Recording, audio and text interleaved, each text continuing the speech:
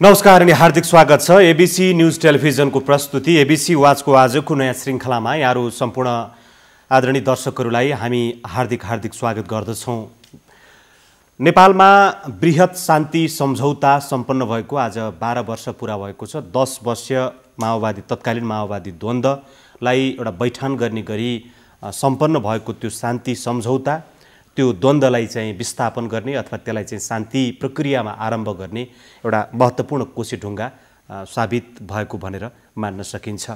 यद्यपि शान्ति प्रक्रिया सम्पन्न भएको 12 वर्ष बितिसक्दा पनि द्वन्द्वसँग सम्बन्धित कैयन एजेन्डाहरू अझै निरूपण भएका छैनन्।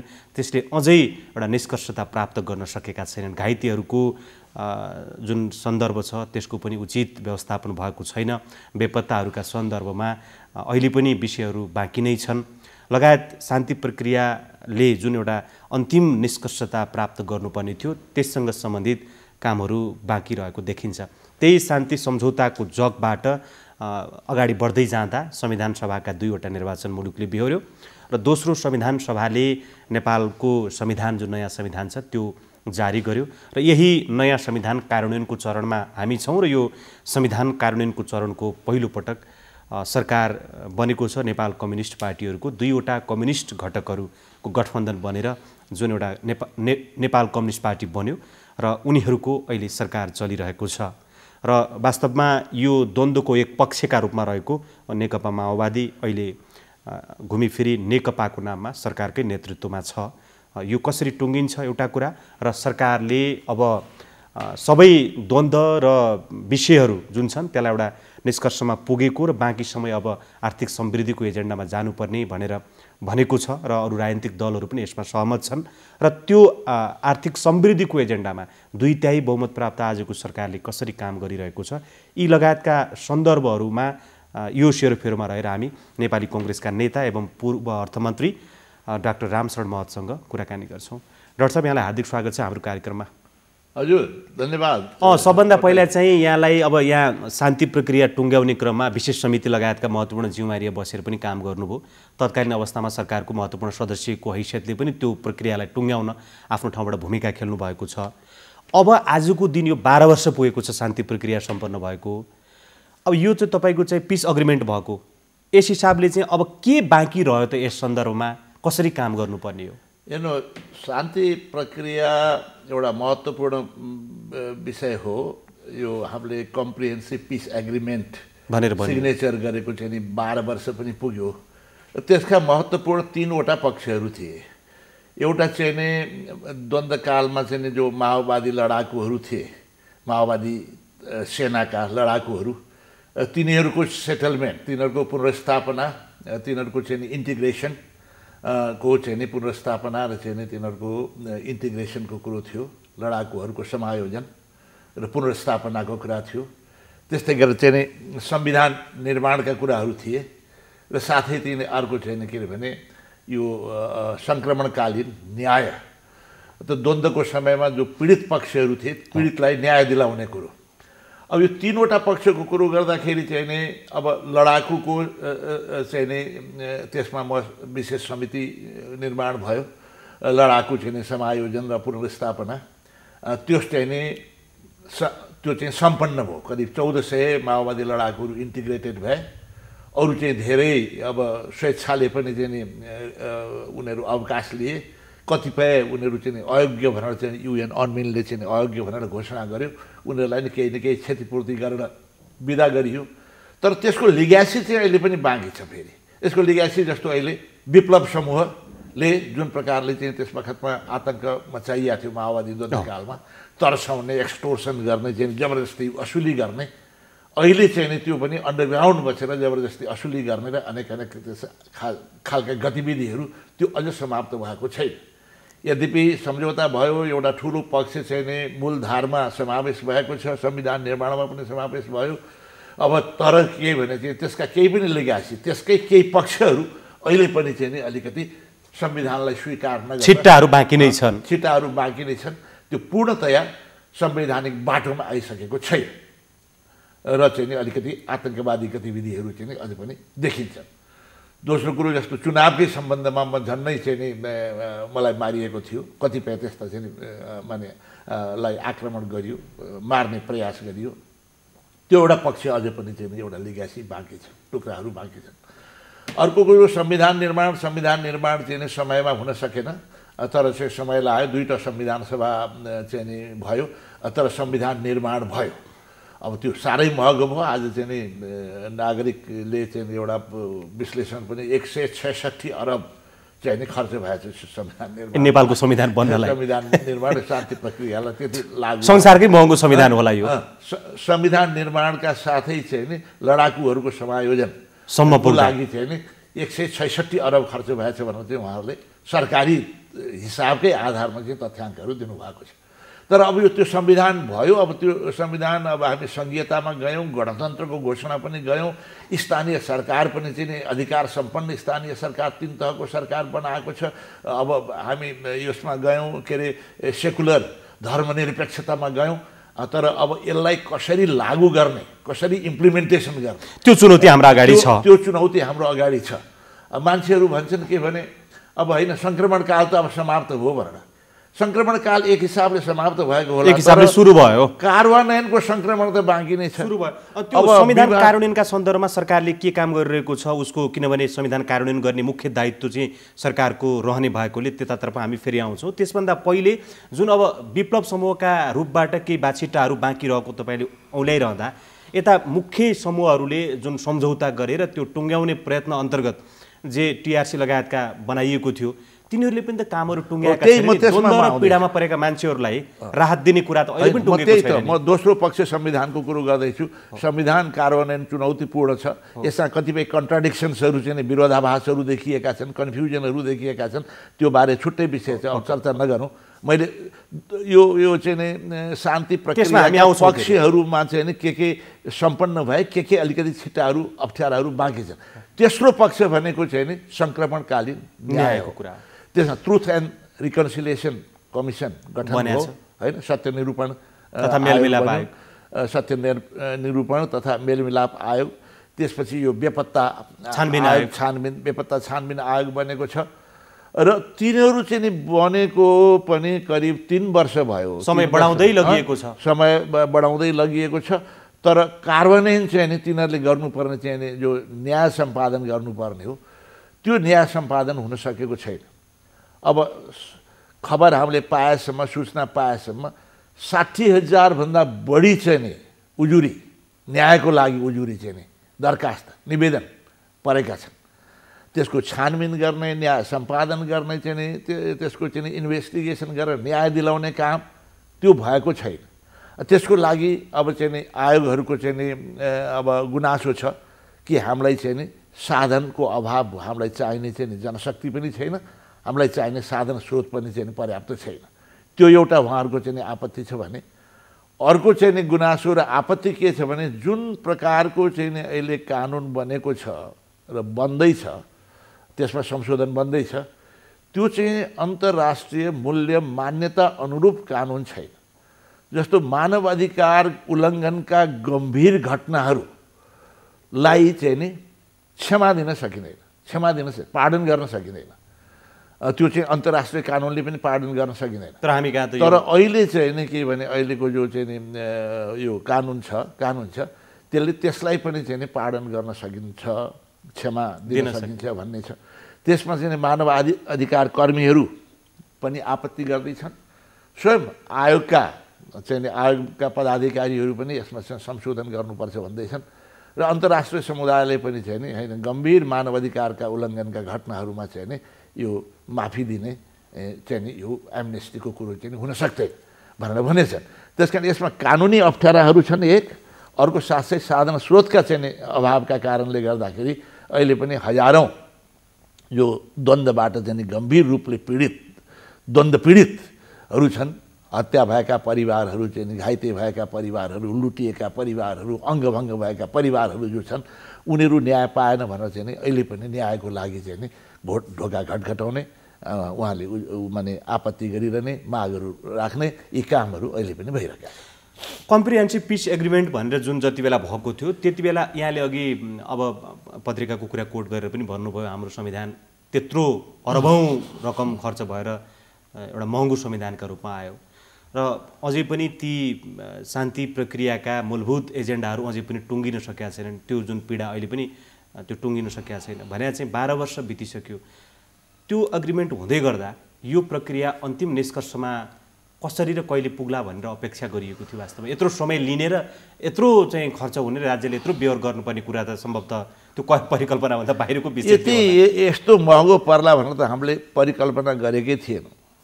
न त यो लडाकु समायोजन र चाहिँ नि पुनर्स्थापनाका बारेमा नि यति महँगो पर्ला 30-40 अरब त कति त्यहाँ चाहिँ खर्च भएको छ हैन।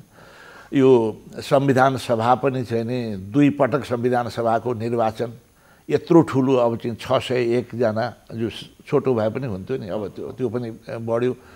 अब चाहिँ 7-8 वर्ष त यसैमा चाहिँ नि अल्मल्याउँ संविधान निर्माणमै अल्मल्याउँ र संविधान जो निर्माण भएको छ त्यो कार्यान्वयन गर्ने चाहिँ काम अत्यन्त चुनौतीपूर्ण छ। पहिले त यो सङ्घीय व्यवस्था भन्ने नै चुनौतीपूर्ण व्यवस्था हो। हाम्रो सानो मुलुकमा र एउटा सानो र चाहिँ आर्थिक रूपले अलि कमजोर मुलुकलाई यो धेरै सरकारहरू एउटा सरकार धान्न पनि गाह्रो मुलुकमा अब चाहिँ नि जम्मै 761 वटा सरकारहरू छन् र सरकारहरू त बने अब संविधान बन्यो अब त्यसलाई अलिकति मितिव्ययी ढङ्गले कसरी चलाउने कसरी चाहिँ फजुल खर्च चाहिँ प्रशासनिक उत्पादक खर्च कसरी घटाउने अब यी सब अलिकति मितिव्ययी ढङ्गबाट चुस्त ढङ्गबाट कसरी चाहिँ एउटा दक्षतापूर्ण ढङ्गबाट कसरी चाहिँ यसलाई सञ्चालन गर्ने भन्नेमा त्यति ध्यान पुगेन।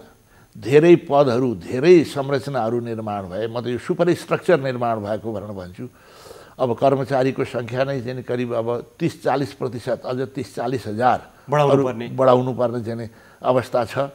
फेरि चाहिँ अधिकारको बाँडफाँडका बारेमा संविधानले त अधिकारका बाँडफाँड तोकिसकेका छ। अधिकार सम्पन्न बनाएको छ। स्थानीय तहलाई पनि निकै अधिकार दिएको छ। तर त्यो अधिकार उपयोग गर्नको लागि अधिकार चाहिँ नि तपाईँको एक्जिक्युसन गर्नको लागि जुन प्रकारको जनशक्ति चाहिन्छ क्षमता चाहिन्छ संस्थागत चाहिँ नि क्षमताको निर्माण गर्नुपर्छ इन्स्टिट्युसन बिल्डिङको काम गर्नुपर्छ त्यो स्थानीय तहमा पनि छैन प्रदेश तहमा पनि छैन। अनि चाहिँ नि कतिपय नियम कानुन निर्देशिका अथवा कार्यविधिहरू बन्नु पर्थ्यो। अम्ब्रेला छाता चाहिँ नि कानुन भन्छन् छाता कानुन भन्छन् त्यो पनि नबनेका कारणले अहिले पनि विवाद देख्नुहुन्छ चाहिँ नि कर्मचारीकै बारेमा यो पुलिसको रिक्रुटमेन्टका बारेमा पुलिसको चाहिँ नि तपाईँको ट्रान्सफर यता यो सरुवा बडुवाका मामलामा चाहिँ नि प्रदेश सरकारको एउटा चाहिँ भनाइ छ एउटा गुनासो छ केन्द्रीय सरकारको अर्को भनाइ छ किनभने त्यसको लागि कानुन बनेकै छैन। अहिलेसम्म केन्द्रीय सरकारले नै यसको काम कारबाही गरिराखेको छ। त्यसकारण लेजिस्लेटिभ वर्क पनि धेरै बाँकी छ। लेजिस्लेटिभ र institution building work man power creation जसले गर्दाखेरि चाहिँ नि यी अधिकारहरूलाई चाहिँ नि तपाईँको कार्यान्वयन गर्न सकियोस् त्यो एकातिर छ भने अर्कोतर्फ चाहिँ नि अब सबै सार्वभौम भइसके भन्छन् अनि फजुल खर्च जथाभावी चाहिँ कर लगाउने इत्यादि प्रवृत्ति पनि ठाउँ ठाउँमा एकदमै बढेको त्यो बढ्या छ। अब यो शान्ति प्रक्रियालाई चाहिँ पूर्णतया निष्कर्षमा पुर्याउने सन्दर्भहरू अब कसरी चाहिँ यसलाई पुर्याउने बाँकी छन् जो विषयहरू जुन उजुरी लगायतका कुराहरू भन्न भनिएको छ। अब 60,000 को छानबिन गर्न लाग्ने हो भने त अझ यो टिआरसी र अर्को त्यो बेपत्ता छानबिन त अझ अर्को 5औं वर्ष बढाउनु पर्ने पनि हुनसक्छ त्यसको टुङ्ग्याउनका लागि। त्यसलाई अब छिटो छरितो ढङ्गले सामूहिक ढङ्गले टुङ्ग्याउनका लागि प्रकार छुट्याएर कसरी टुङ्ग्याउने त्यो सन्दर्भमा एउटा कुरा। अनि जुन केही बाछिटाहरू बाँकी छन् भनेर जुन भन्नुभएको छ यहाँले द्वन्द्वसँग सम्बन्धित बाछिटाहरू जो विप्लवका नाममा हुनसक्छ अथवा तराईमा पनि त्यस्ता केही बाछिटाहरू छन् त्यसलाई चाहिँ मूलधारमा ल्याएर द्वन्द्वको सामान्य अवस्थाबाट पनि पूर्णतया शान्तिको अनुभूति चाहिँ कसरी गराउने के छ? कुरो के राजनैतिक तहमा वार्ताहरू चाहिँ गर्नुपर्छ। अब त्यो चाहिँ सकेसम्म सबैलाई मूलधारमा ल्याउनुपर्छ त्यसमा केही शङ्कै छैन। त्यसको लागि राजनैतिक तहमा कुराकानी हुनुपर्छ। तर जसले ग्रस भायोलेसन गरेको छ कानुनको सरासर चाहिँ नि उल्लङ्घन गरेको छ कानुन बमोजिम पाउनुपर्ने छ जहाँ तकले पाउनुपर्छ। जस्तो चाहिँ हत्या हिंसाका घटनाहरू छन् जबरजस्ती लुटिएका घटनाहरू छन् यस्ता घटनाका सन्दर्भमा जो कानुनलाई सरासर भायोलेसन गर्न चाहिँ पाइँदैन। तर राजनीतिक समाधानका बाटो निकाल्नलाई चाहिँ राजनैतिक वार्ताहरू हुनुपर्छ भन्ने बारेमा कुनै पनि शङ्का छैन। हुनैपर्छ। तर चाहिँ राजनैतिक वार्ता कोही पनि छैन। देशलाई नै टुक्र्याउन चाहने यदि छन्, देशको विखण्डन गर्न चाहने छन्। तत्कालीन हत्या आतंकका र ह्युमन राइट्स भायोलेसनका जुन सन्दर्भहरू यहाँले कोट्याउनु भयो, त्यस्ता कुराहरू उजागर गर्यो भने चाहिँ द्वन्द्व पुनर्स्थापित गर्न लागि हो भनेर चर्चा गरिन्छ फेरि यहाँ। होइन, अब त्यो जे पनि चाहिँ गर्ने हो भने रुल अफ ल भएन। आखिर विधिको शासन भनेको के हो, सुशासन भनेको के हो? कुनै पनि सरकारले यदि कानुन उसले लागू गर्न सक्दैन भने चाहिँ नि अब यो द्वन्द्व बढाउने भन्ने त कहाँबाट हुन्छ? त्यो कहाँबाट हुन्छ? कानुन अनुसार त पाउनुपर्ने यत्रो ठुलो चाहिँ नि मूल्य चुकाइसके मान्छेहरूले चाहिँ तपाईँको यत्रो ठुलो मूल्य चुकाइसके। अब चाहिँ नि अब अर्को कुरो के भने चाहिँ नि अब होइन, अब अलिकति तर्सायो भने चाहिँ नि त्यसले छुट पाइहाल्छ होइन, इम्युनिटी पाइहाल्छ, इम्युनिटी हुन्छ, त्यसलाई कानुन लाग्दैन। तर्साएर चाहिँ नि केही लिन सकिन्छ भने अनि त्यसलाई चाहिँ बाधा पर्यो भने कानुन लागू हुन सक्यो भने यो त चाहिँ नि राजनीतिक समाधान भएन भन्ने त्यो प्रवृत्ति पनि त ठिक भएन। तर सरकारले चाह्यो भने अथवा राज्य पक्षले चाह्यो भने त जुनसुकै कोणबाट पनि संविधानका ऐनका लुप होल्सहरू खोज्दै खोज्दै पनि क्षमा दिँदो रहेछ, पार्डन गर्दो रहेछ त। हामीले देख्यौँ यसअगाडि त्यो एकजना पूर्व सभासदज्यूको सन्दर्भमा त्यस्तै फैसला गर्दाखेरि पनि अब यो कानुनले व्यवस्था गरे बमोजिम क्षमा दिन लगाएर राष्ट्रपतिबाट क्षमादान गरे हो। त्यसकारण सरकारको प्रतिबद्धता, रुलिङ चाहिँ जो ऊ चाहिँ सरकार छ उसले चाहिँ नि कानुन इम्प्लिमेन्टेसन गर्छु, रुल अफ ललाई कडाइका साथ पालन गराउँछु भन्ने चाहिँ नि उसको प्रतिबद्धता, उसको कमिटमेन्ट हुनु पर्यो। मौखिक मात्रै कमिटमेन्ट भएर भने एक्सनमा पनि देखिनु पर्यो। होइन भने त्यहाँ चाहिँ नि सुशासन भयो भन्ने कुरो चाहिँ नि मान्न सकिँदैन। अब सरकारको सन्दर्भमा कुराकानी गरौँ, उसले 9 महिना आफ्नो बिताएको छ होइन। अब यो सुरुवाती चरणमा केही जनपक्षीय कामहरू जस्तो अब सिन्डिकेट अन्त्य गरेको भनेर भनिएको थियो, त्यस पछाडि तपाईँको चाहिँ के भने अरू केही घटनाहरू त्यति बेला उजागर भएका थिए जसलाई चाहिँ कारबाहीको दायरामा ल्याइयो भनेर भनिएको थियो। तर आजको दिनमा आइपुग्दा उसले गरेको घोषणा, उसले जनाएको प्रतिबद्धता र उसको ब्लुप्रिन्ट अन्तर्गत काम भएको छैन भनेर चाहिँ भनौँ एक किसिमको आलोचना सुरु भएको छ। प्रतिपक्षी दल मूलतः तपाईँको मूल्याङ्कनमा चाहिँ सरकारको यो 9 महिना कसरी बित्या जस्तो लाग्छ? होइन, मलाई के लाग्छ भने अब घोषणा पत्रमा के लेखा छ सब पुरा गर्न चाहिँ नि त्यो सम्भावना जनतालाई चाहिँ नि अब कतिपय झुक्याउने हिसाबले पनि चाहिँ लोभ लालच देखाउने हिसाबले पनि घोषणापत्र गरिएको त्यस्तो प्रशस्तै हुन्छ है। तर चाहिँ त्यस्ता प्रशस्त ठाउँ म त सकेसम्म त्यस्तो गर्नुहुन्न भन्ने पक्षमा छु। तर कतिपय त्यो प्रवृत्ति पनि देखिन्छ। तर अब यदि कतिपय चाहिँ नि प्रतिबद्धता, कतिपय आश्वासनहरू राष्ट्रहित विपरीत छन्, राष्ट्रको चाहिँ नि दीर्घकालीन हित विपरीत छन्, कन्ट्राडिक्सन छन् भने त्यसलाई चाहिँ यो कारणले गर्न सकिएन चाहिँ नि भनेर जनतालाई बताउनु पर्छ। त्यो कुरो बेग्लै हो। तर समग्रमा चाहिँ नि कुरो के भने मुलुकलाई अगाडि बढाउने काम, आर्थिक रूपले समृद्ध बनाउने सबैको एजेन्डा हो, सबैको चाहना हो। जनताको चाहना पनि त्यही हो, सरकार पनि त्यही भन्छ, समृद्धिको एजेन्डा कि समृद्धिको एजेन्डा। अब उहाँहरूका कुरा सुन्यो भने 5 वर्षमा समृद्धि भइसक्छ भने 10 वर्षमा त हामी विकसित राष्ट्र भइसक्छौँ भन्ने यी हावादारी कुराहरू बढी हुन थाले। समृद्धिको नाममा हावादारी कुराहरू बढी हुन थाले। तर त्यसको लागि के होमवर्क गर्नुपर्छ भन्ने चाहिँ नि, कसरी मेहनत गर्नुपर्छ, कुन प्रकारका प्रवृत्ति विकसित गर्नुपर्ने, कुन प्रकारका तयारीहरू ल्याउनु पर्ने त्यो देखिँदैन। उदाहरणको लागि चाहिँ नि समृद्धि नै बढाउने हो भने पहिलाबाट चाहिँ नि लगानी बढाउनु पर्यो। सरकारको लगानी पनि चाहिँ नि पुँजीगत लगानीको इफिसियन्सी बढाउनु पर्यो, त्यसको रिटर्न्स प्रतिफल बढी आउने ढङ्गले चाहिँ नि कम लागतमा बढी से बढी प्रतिफल आउने हिसाबले काम गर्नु पर्यो। त्यसको लागि एउटा राम्रो वर्क कल्चर, मेहनत गर्ने कल्चर, नियम कानुनलाई कडाइका साथ लागू गर्ने, यो आयोजनाहरूलाई समयमा सम्पन्न गराउने, आयोजनाहरू जो सम्पन्न हुँदैछन् तिनीहरूको चाहिँ क्वालिटी कन्ट्रोलको लागि कडाइका साथ हेर्ने, यी सब कानुन खालि हल्लाखल्ला त भएका छन्, स्ट्रिक्टली साथ यो काम भएको छैन। सरकारी अब त्यसको ठिक विपरीत चाहिँ के भने सरकारले चाहिँ नि यो अनुत्पादक र फजुल खर्चमा बढी चाहिँ नि नाराबाजी देखिन्छ। जस्तो तपाईँको चाहिँ नि शान सौगत गाडी किन्ने चाहिँ नि हेलिकप्टर प्याड चाहिँ नि राष्ट्रपतिको चाहिँ नि कम्पाउन्डमा हेलिकप्टर प्याड बनाउनलाई चाहिँ नि पुलिसलाई हटाउने, यस्तै यस्तै चाहिँ नि उपराष्ट्रपतिलाई चाहिँ नि सामाजिक कल्याणको चाहिँ नि त्यो कम्पाउन्ड चाहिँ नि दिने। अब यस्तै यस्तै चाहिँ नि त्यो केन्द्रीय लेभलमा पनि त्यस्तै छ, सङ्घीय लेभलमा पनि त्यस्तै छ, प्रान्तीय लेभलमा पनि त्यस्तै छ, ग्रामीण लेभलमा पनि त्यही छ। ग्रामीण लेभलमा चाहिँ उसले भन्दा उसलाई चाहिँ नि स्थानीय लेभलमा अझ धेरै गाडी कसले किन्ने छैन। अब चलिरहेकै छ, ती चलि नै राखेको छ। त्यस कारण यो चाहिँ नि शान शौकत सुख सुविधा तलब भत्ता सुविधा राजनैतिक नियुक्तिहरू सकेसम्म धेरै कसरी गर्ने, यो चाहिँ नि समृद्धिको एजेन्डा अनुरूप त्यो भएन। तर अब एउटा कुरा त्यो, अर्को कुरो समृद्धिकै कुरो गर्ने भने लगानी बढाउनको लागि चाहिँ नि लगानीकर्ताहरू त आश्वस्त बनाउने, उनीहरू आकर्षित हुने काम हुनु पर्यो। अहिले चाहिँ बिजनेस कम्युनिटी इन्भेस्टिङ कम्युनिटी सबै आतङ्कित देखिन्छ। पुलिस एक्सन गर्छु भनेर चाहिँ गृहमन्त्रीले तर्साएको हुन्छ। उनीहरूले कसैले पनि कानुन मिचेको छ भने चाहिँ कानुन अनुसार काम गर्ने, पुलिस एक्सन त होइन होइन। अर्कोतिर चाहिँ तपाईँले देख्नु भएको छ चाहिँ यो स्टक एक्सचेन्जमा चाहिँ नेप्सेको इन्डेक्स घटेको छ, 1/4ले घटेको छ। गएको चाहिँ 9-10 वर्षमा चाहिँ नि 1/4 घटेको छ। 1600 कति थियो, उहाँ घटेर अहिले 1200मा आएको छ। त्यसले चाहिँ राम्रो अनुत्पादक क्षेत्र हो, जुवा घर हो भनेर भन्ने जुवा घर भन्दै आएको छ, अनुत्पादक क्षेत्र भन्दै आएको छ। त्यसपछि तर्स आएको छ। यसले गर्दाखेरि चाहिँ लगानी चाहिँ नि पलायन हुने स्थिति।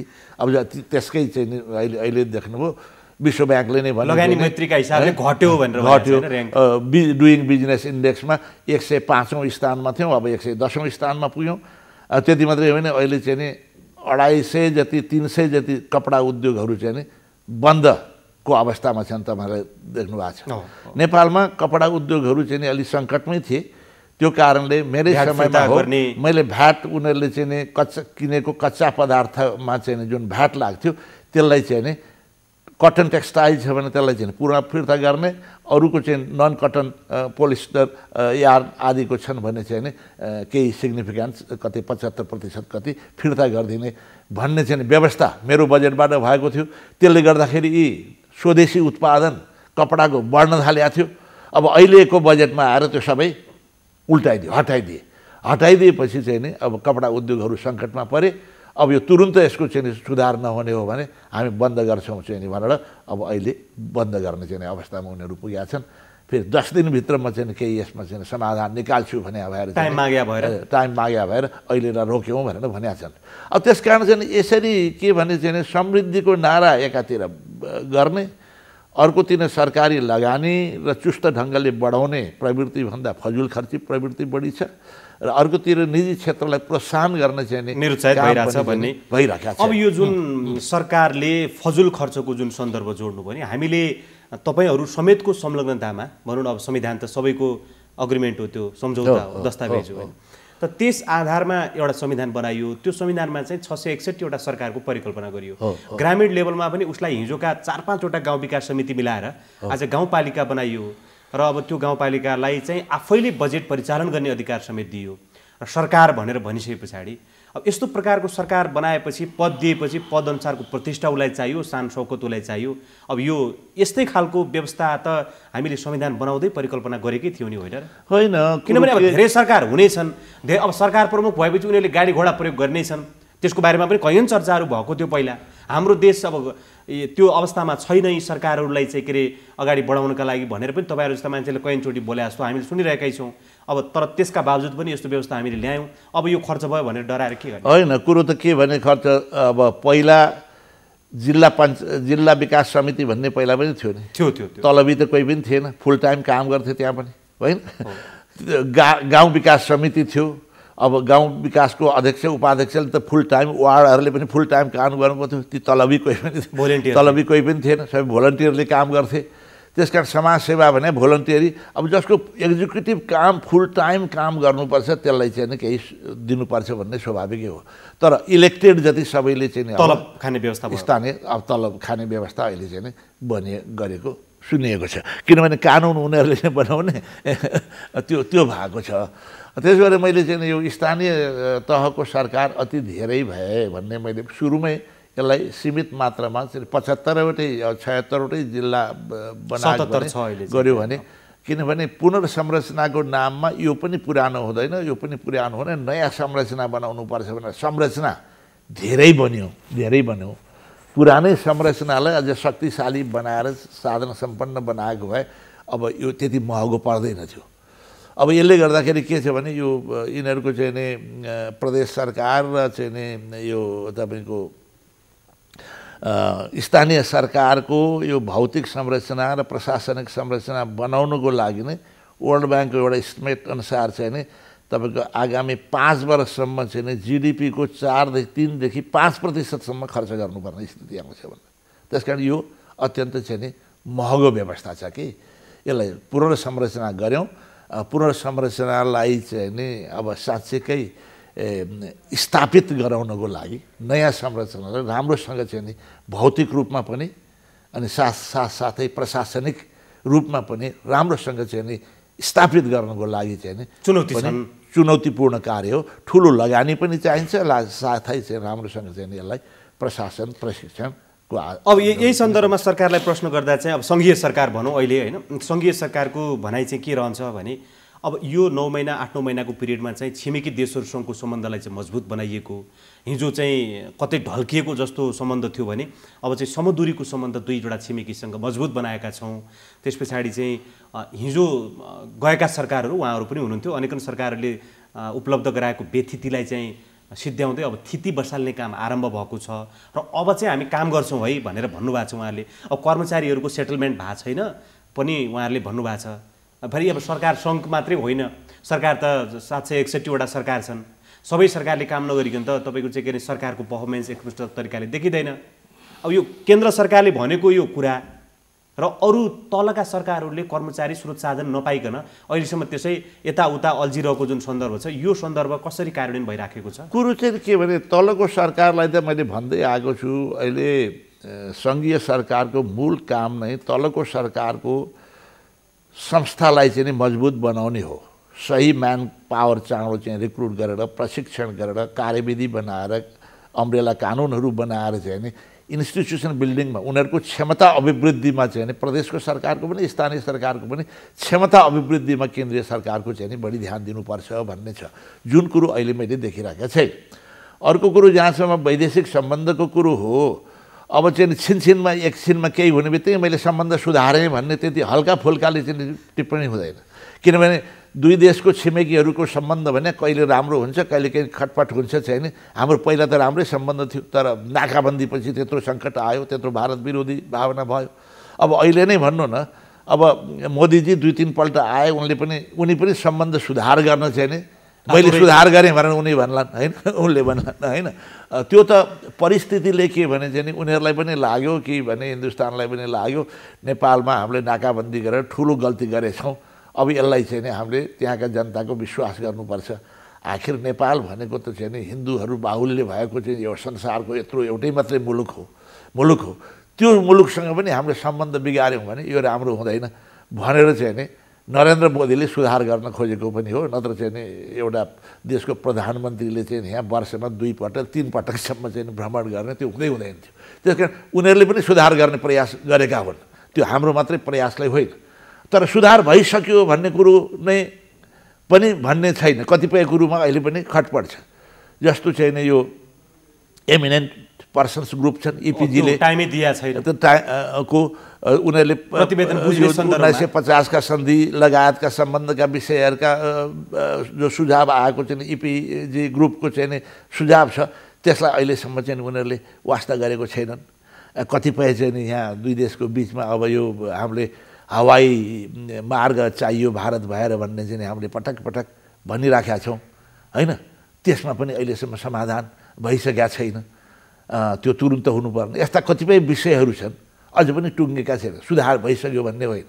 अब अहिले भर्खरै थाइल्यान्डले हिन्दुस्तानीलाई पनि भारतीयलाई पनि बङ्गलादेशीलाई पनि चाहिँ नि भुटानीलाई पनि चाहिँ नि बिना भिसा थाइल्यान्ड जानको लागि चाहिँ नि फ्री भिसा गरिदियो, बिना भिसा चाहिँ नि टिकट काटेर जान पाइने भयो, नेपाललाई गरेर भनेपछि त छैन।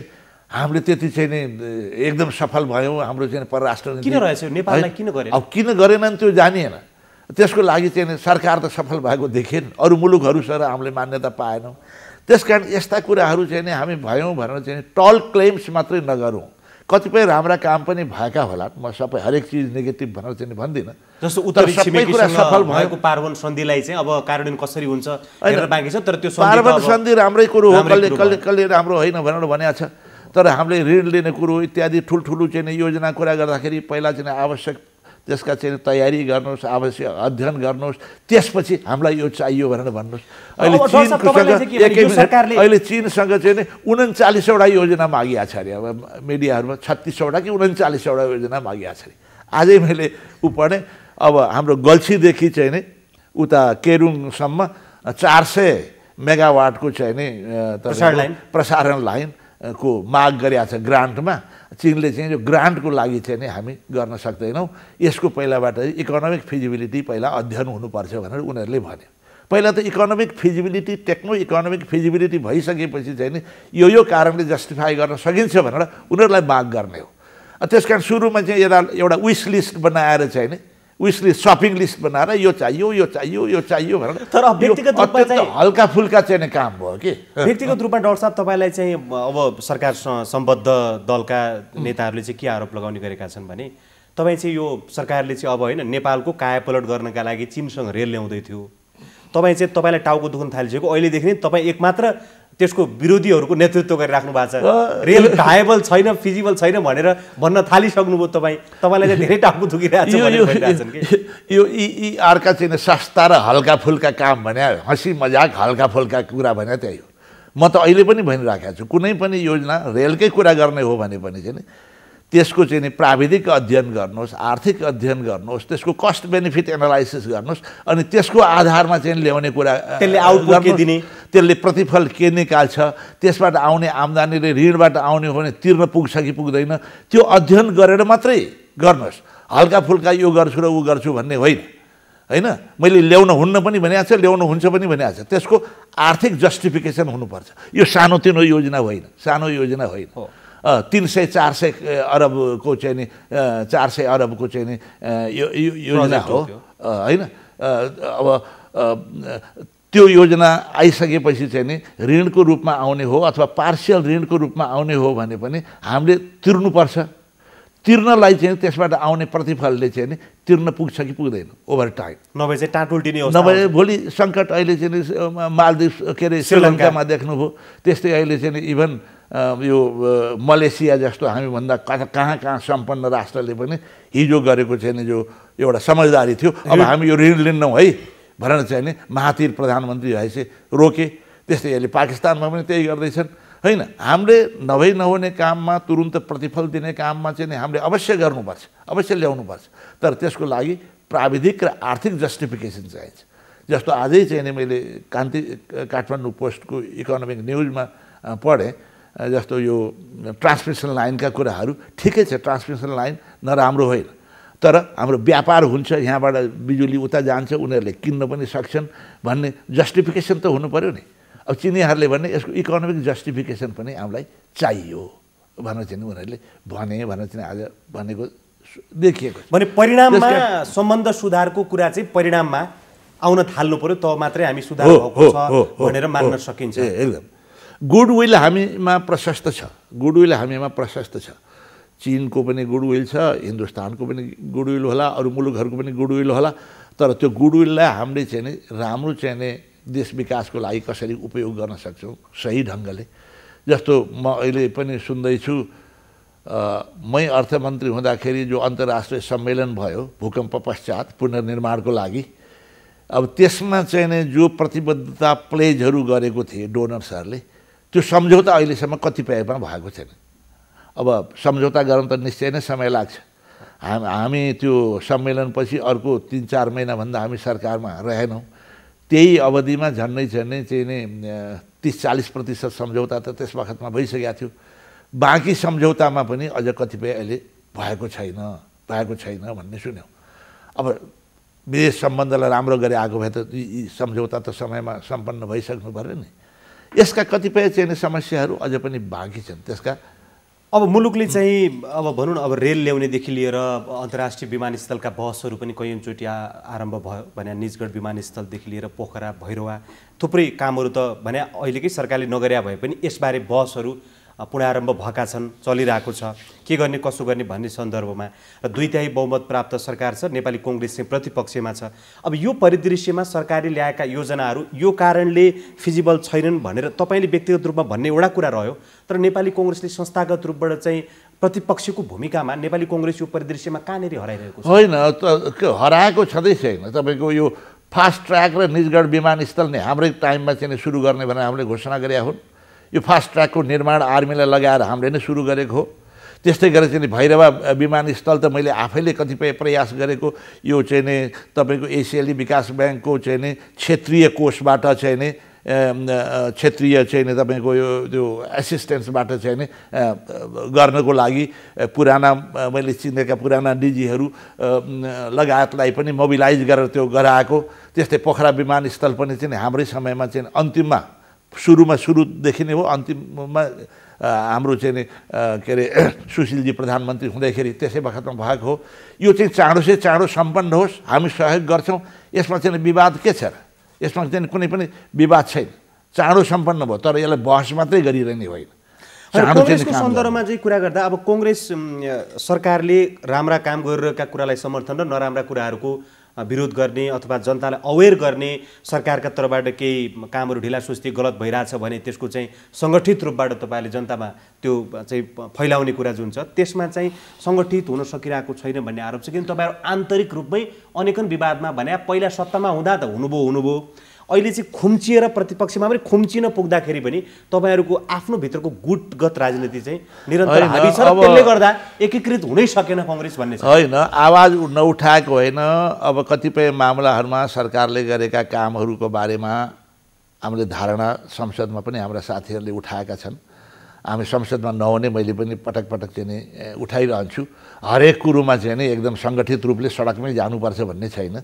प्रतिपक्षले पनि जिम्मेवार ढङ्गले प्रतिपक्ष प्रस्तुत हुनुपर्छ, होइन एउटा कुरा। अब त्यहाँमाथि चाहिँ नि अलिकति नेतृत्वको कमी कमजोरीले पनि जति सशक्त ढङ्गले पार्लियामेन्टमा व्यवहार हुनुपर्थ्यो त्यो चाहिँ नि भइराखेको छैन भन्ने गुनासो अक्सर छ, होइन। पार्लियामेन्टमा फलानुले त बोलिराखेका छन्, तर अगाडि बस्ने नेताहरू चाहिँ सब चाहिँ नि चुप लागेर बसिया हुन्छन्, सशक्त भएनन् भन्ने गुनासो चाहिँ अक्सर देखिन्छ कि। त्यस कारण अझ बढी चाहिँ नि काङ्ग्रेस चाहिँ सशक्त हुनुपर्छ। अब हामी अलिकति हाम्रा आन्तरिक समस्याहरू पनि छन्, आन्तरिक व्यवस्थापनका समस्याहरू पनि छन्, ठाउँ ठाउँमा सानातिना किचलोहरू पनि हुन्छ। अब त्यसलाई चाहिँ समाधान गरेर चाहिँ काङ्ग्रेस बलियो भएर जानुपर्छ। मेरो मिसन चाहिँ के भने यस्ता विवादहरूलाई चाहिँ अन्त्य गरेर चाहिँ बलियो भएर चाहिँ एक भएर जानुपर्छ भन्ने मेरो मिसन। तपाईँको नेतृत्व कमजोर छ भन्ने आशय मुताबिक अब नेतृत्व परिवर्तन गर्नुपर्छ भनेर तपाईँहरू सङ्गठित पनि भइराख्नु भएको छ, होइन? अनि परिवर्तन त चाहिँ हुनुपर्छ, परिवर्तन गर्ने समय उचित समय आउनुपर्छ। अहिले नै नेतृत्व परिवर्तनको कुरो होइन। एक थरी साथीहरू त्यसलाई टार्गेट गरेर अहिले नै नेतृत्व परिवर्तन गर्नुपर्छ, अहिले चाहिँ यो माने चाँडो सम्मेलन गर्नुपर्छ, कतिपयले अविश्वासको प्रस्ताव ल्याउनुपर्छ भन्ने पनि आवाज आएको थियो यो निर्वाचनमा पराजयपछि। तर हामीले भन्यौँ चाहिँ नि यो विधिवत ढङ्गबाट परिवर्तन गर्दाखेरि विधिवत ढङ्गबाटै जाओस् भनेर चाहिँ नि अर्को महाधिवेशनका सन्दर्भमा चाहिँ नि यी कुराहरू नेतृत्व नयाँ नेतृत्व त्यसै बखतका कुराहरू हुन्छन्। अब अहिले पनि आफ्ना आफ्ना महत्त्वाकाङ्क्षा होलान् चाहिँ नि, होइन, आफ्ना आफ्ना महत्त्वाकाङ्क्षा होलान् कतिपयका। अब अहिले नै चाहिँ नि मेरो यो महत्त्वाकाङ्क्षा भनेर चाहिँ नि दौडधुप गर्दै होइन, अहिले त सुधारको बाटोमा जानु पर्यो। नेतृत्वकै परिवर्तन चाहिँ नि निर्वाचनको समयमा, महाधिवेशनको समयमा। हाम्रो कार्यक्रममा सहभागिता जनाउनु भयो, महत्त्वपूर्ण समय र संवादका लागि यहाँलाई धेरै धेरै धन्यवाद छ। हजुर, मेरो पनि धन्यवाद महेन्द्रजी, धन्यवाद। साधारण दर्शकहरू, हामीले नेपाली कांग्रेसका नेता एवं पूर्व अर्थमन्त्री डाक्टर रामशरण महतसँग खास गरी शान्ति प्रक्रिया सम्पन्न भएको पुरा भएको अहिले 12 वर्ष भएको छ। यो 12 वर्षको अवधिमा यसका के कामहरू बाँकी छन्, यी सन्दर्भ, सरकारको काम कारबाही लगायत सन्दर्भ जोडेर कुराकानी गर्यौँ। भोलि नयाँ विषय र पात्रहरूका साथ यो कार्यक्रमको अर्को श्रृङ्खला लिएर हामी फेरि उपस्थित हुनेछौँ। आजका लागि यो कार्यक्रमबाट हामी सबैलाई बिदा दिनुहोस्। नमस्ते।